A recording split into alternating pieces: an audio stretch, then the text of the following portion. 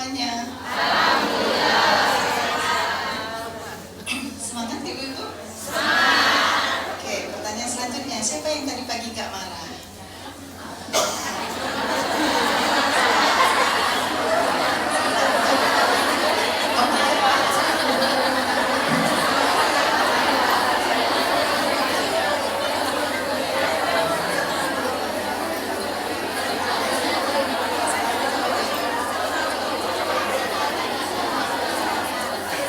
Padahal kan tujuan akhirnya surga, betul?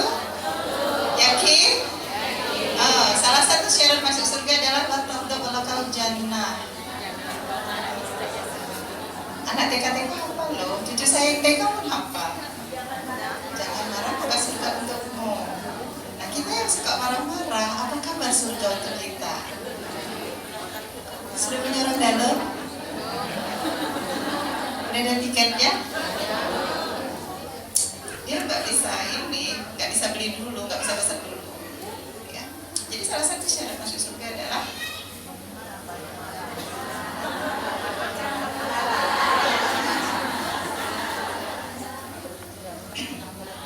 yuk kita coba teman-teman mendidik anak menjadi generasi tangguh dan mulia dan berakhlak mulia. Nah ini tugas utama orang tua, bukan tugas sekolah.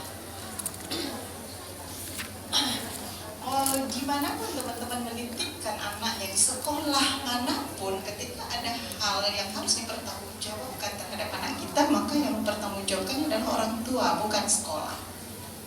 Jadi dari sekarang berlatih, apabila ada yang keliru dari anak kita, ceknya ke sini, bukan ke sekolah.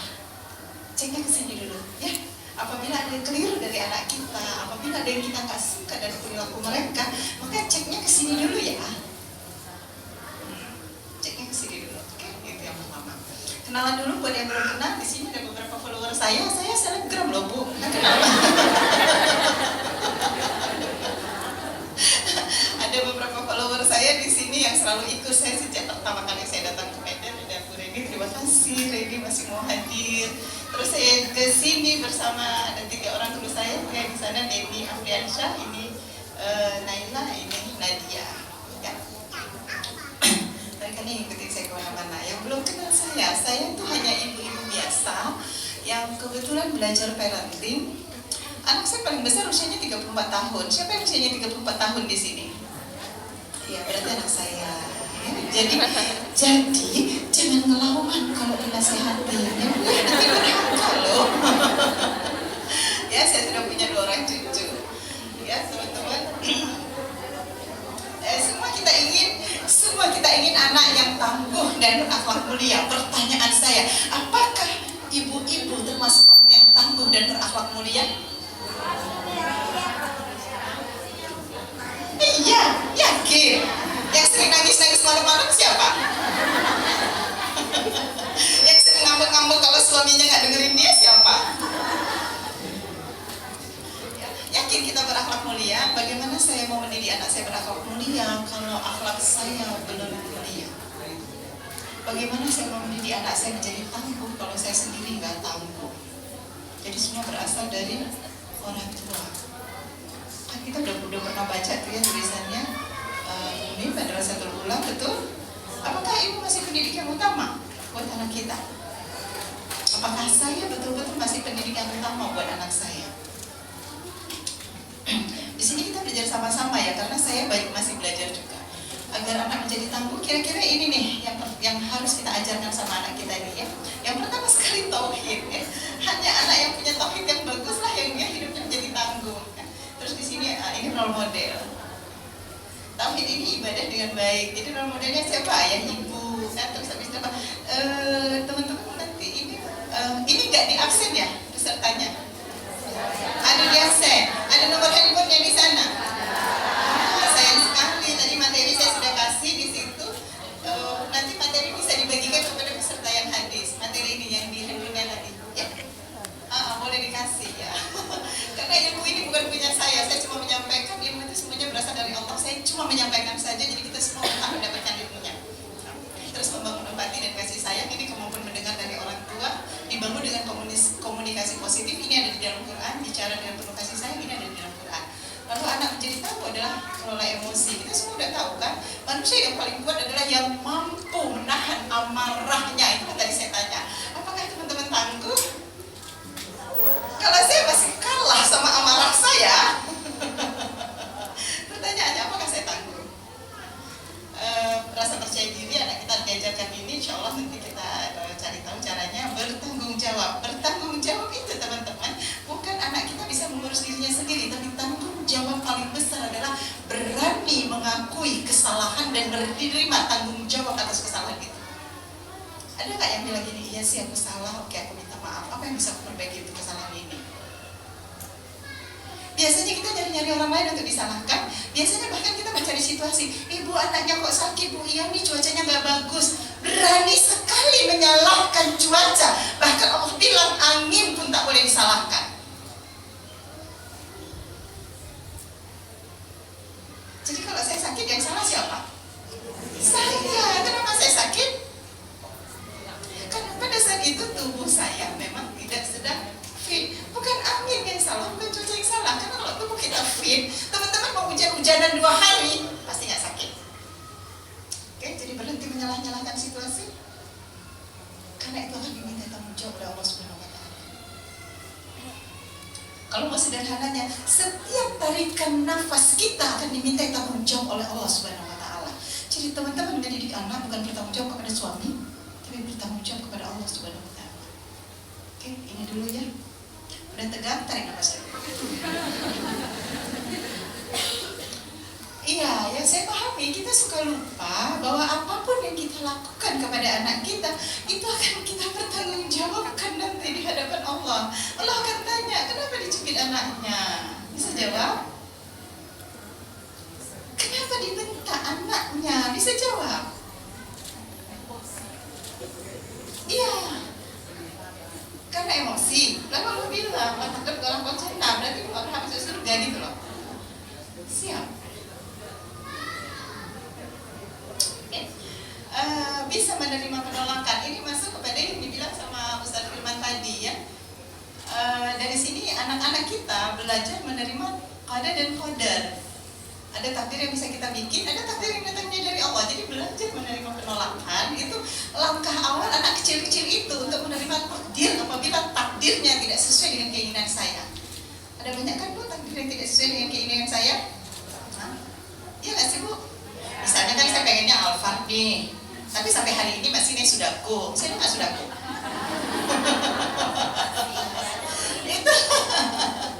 itu takdir Allah yang nggak bisa, yang tidak sesuai dengan keinginan saya gitu kan. Masa terus mau marah-marah, ya Allah aku nggak suka dengan takdir ini, ya Allah pokoknya aku maunya Alphard. Kira-kira bisa nggak sih?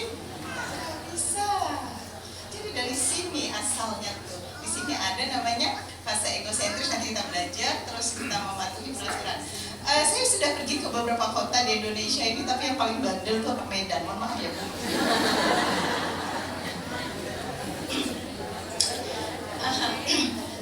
Siapa yang naik motor datangnya ke sini? Oke, pertanyaan selanjutnya, punya SIM apa enggak? Berapa orang yang punya SIM? Pakai helm apa enggak tadi pagi?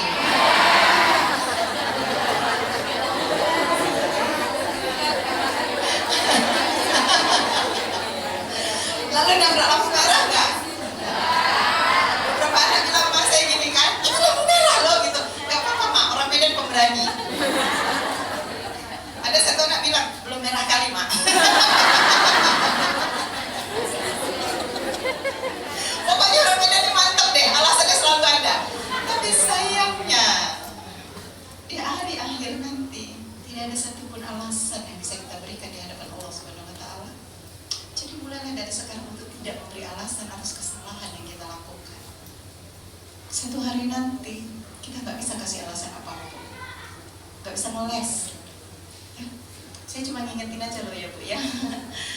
Ya, saya pun udah deket-deket nih untuk pulang kepada Allah nanti. Ini juga menunggu giliran, ini termasuk hal-hal yang paling sulit dilakukan. Ini mengantri gitu ya. Yang paling berantakan antrian, bahkan mohon maaf ya Bu, mohon maaf bukan berarti saya ini kan di Kuala Namu itu paling susah orang-orang antri dibanding lapangan terbang ya.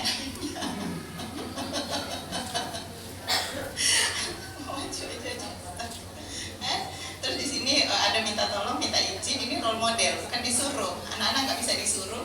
Anak-anak nggak akan melakukan ini kalau ayah ibu tidak melakukannya. Lalu bekerja sama, ini disiplin. Disiplinnya itu di sini, bekerja sama, membangun kebiasaan baik, melakukan pekerjaan sehari-hari. Mengurus diri sendiri itu mengurus diri sendiri ini kebiasaan baik. Ya, bukan tanggung jawab. Okay. Membangun kelekatan kepada anak. Kenapa harus lekat? Karena sebelum kita bisa melakukan apapun kepada anak kita harus lekat dulu. Kuncinya tuh ini. Ya, berkomunikasi sesuai dengan Al-Quran dan fitrah ilmiah. Anak manusia, fitrah ilmiah itu berasal dari cara kerja otak dan tumbuh kembang anak sesuai usia. Jadi anak kita, Bu, ketika dia kecil cara kita ngomong beda, ketika dia bertambah usia ini cara ngomong kita juga harus beda. Kenapa? Kemampuan otaknya beda-beda. Ya. Teman-teman pasti tahu ini dong, benar ya? Hafal ini? Kita dari dulu. Oke, saya sederhanakan. Agama orang tua yang bikin, itu orang tua lah yang menjadikan anaknya Yahudi, Majusi atau Nasrani. Kalau saya sederhanakan, orang tua lah yang menjadikan anaknya pembohong, orang tua lah yang menjadikan anaknya pemarah, orang tua lah yang menjadikan anaknya pemalas, orang tua lah yang menjadikan anaknya membantah. Sesederhana itu. Jadi kalau anak saya berbohong, tanya dulu sama saya, apa kekeliruan yang sudah saya lakukan dalam mengasuh mereka? Apa hal keliru yang sudah saya lakukan? Hal pertama anak membohong. Pertama kali anak berbohong ketika melihat orang tuanya membohongi dia. Oh, saya nggak pernah bohong loh, Bu, sama anak saya. Iya, tapi Bu kalau bilang mau pergi bilangnya apa sama? Dek, mama pergi dulu ya, Dek. Sebentar aja. Jam berapa Ibu pulang?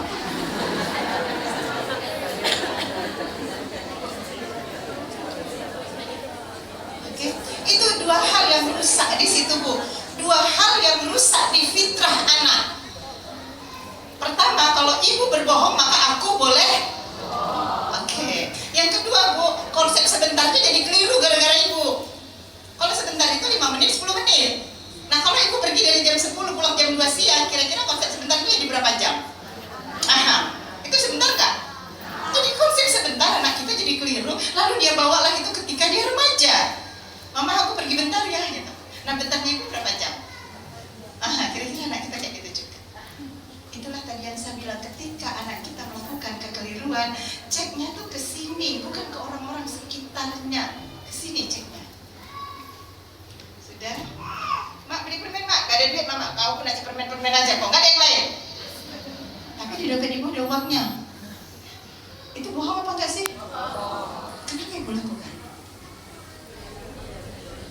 Saya pernah pergi ke Mekah waktu itu bersama seorang teman saya. Hati-hati, Bu, nggak boleh ngomong kayak gitu di Mekah ya, Bu ya.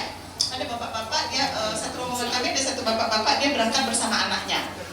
Jadi di sana itu barang-barang nggak ada pajak, jadi serba murah ya kan. Jadi anaknya itu, ya anak remaja laki-laki, minta ini, semua barang-barang di sana tuh bermerek dan murah gitu. Terakhir bapaknya capek kali sama anaknya, dia bilang, udahlah nak, udah ada lagi uang bapak. Habis dia pergi ke Masjidil Haram, hilang dompet-dompetnya. Tapi maksud saya itu gini ya, Bu ya. Karena kalau kita sudah sering berbohong, nanti mulut kita itu tanpa sadar bohong aja itu. Ya sama kayak, kok janjian sama teman, kok belum nyampe? Iya, ini udah OTW ke kamar mandi maksudnya. Temennya udah keringetan nunggu di sana. Ya, itu ya, Bu ya. Dan semua pola kita akan diduplikasi oleh anak. Semua pola kita, anak kita nggak niru tetangga, jadi jangan salah-salahin tetangga. Anak kita nggak niru Pak RT, jangan salah-salahkan Pak RT. Kesian Pak RT, udah banyak kerjanya. Ini beberapa prinsip pengasuhan yang berasal dari Al-Quran. Saya ambil 3 saja.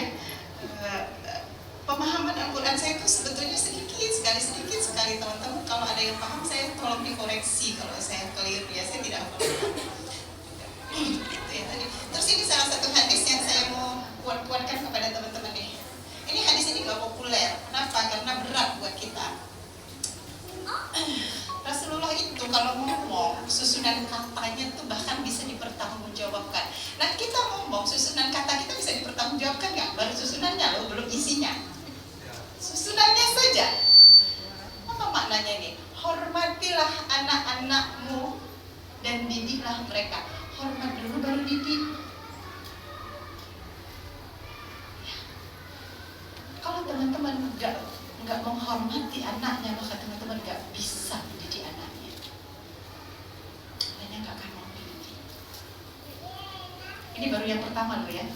Lanjutnya, Allah Subhanahu wa Ta'ala memberi rahmat kepada seseorang yang membantu anaknya sehingga sang anak dapat berbakti kepadanya. Jadi anak kita butuh bantuan kita untuk bisa berbakti kepada kita. Kita nggak bisa ngancam-ngancam anak kita, jadi neraka kok, masuk neraka kok nanti. Ya. Pada saat itu malaikat penjabut nyawa lewat, kita dipanggil ke sisi Allah, mungkin kita yang duluan masuk neraka. Kenapa membentak anak barusan? Emang nggak boleh membentak anak? Kan boleh. Saya buka Qurannya, bukan kami yang bilang, Allah Subhanahu wa Ta'ala yang bilang. Ya. Lalu salah seorang sahabat bertanya, ya Rasulullah, bagaimana cara membantu anakku sehingga dia dapat berbakti kepada Nabi yang mulia menjawab, menerima usahanya walaupun kecil. Ini apresiasi ibu, apresiasi. Iya adik, terima kasih udah tersenyum kepada mama. Mama senang sekali loh lihat senyum adik. Ada nggak yang bilang kayak gitu kepada anaknya? Kenapa nggak ada? Tapi kalau sama teman bilang ya, ih cantik kali bajunya, beli di mana, diskon nggak? Sepi ya. Minta linknya dong. Apresiasi. Oke, lalu apresiasi yang kita abaikan apa? Anak kita berantem bu, dengan kakak dan adiknya, itu normal. Jangan dilarang-larang. Sudah? Nah, ada saatnya anak kita tidak berantem. Dipuji nggak ini? Pujiannya gimana? Ah gitulah, nggak berantem, jangan berantem aja. Bagus adik sekarang nggak berantem. Ini bukan memuji teman-teman, ini memojokkan. Ini bukan memuji, ini merendahkan. Aduh, terima kasih anak mama hari ini bisa main dengan baik sama adiknya. Keren loh abang tuh anak yang baik loh. Ini memuji, ini apresiasi. Kita memuji aja salah. Memaafkan kekeliruannya. Ini satu ya bu, satu ya. Satu hadis diriwayatkan oleh Abu Daud, memaafkan kekeliruannya. Berarti kalau anak kita keliru diapain ibu? Ya oke, ya oke, pegang ini satu. Berarti kalau anak kita salah, kita harus. Lalu siapa yang suruh ibu memarahi? Ada hadisnya? Masih orang Islam? Pegangan kita masih Al-Quran dan hadis? Lalu siapa yang suruh marah ketika anak keliru? Ajaran dari mana? Masuk di sini ya. Tidak membebaninya dengan beban yang berat. Ibu tahu beban yang berat yang nggak bisa dipikul anak? Teman-teman tahu nggak? Yang paling sering itu anak kecil dititipin anak kecil lainnya. Bang, jaga adik bang, mama mau jadisan dulu.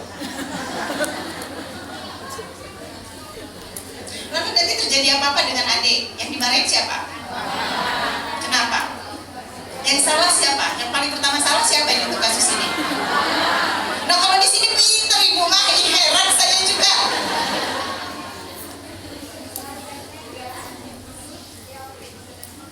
Iya, itu beban paling pertama yang sering kita berikan kepada anak kita. Kita gak sadar, bu, anak kecil tidak sanggup mengurus anak kecil lainnya berapapun umurnya. Teman-teman boleh gak setuju dengan ini, tapi nanti teman-teman akan bertanggung jawab kepada Allah Subhanahu wa Ta'ala ya. Bukan kepada saya cuma nyampein aja kok.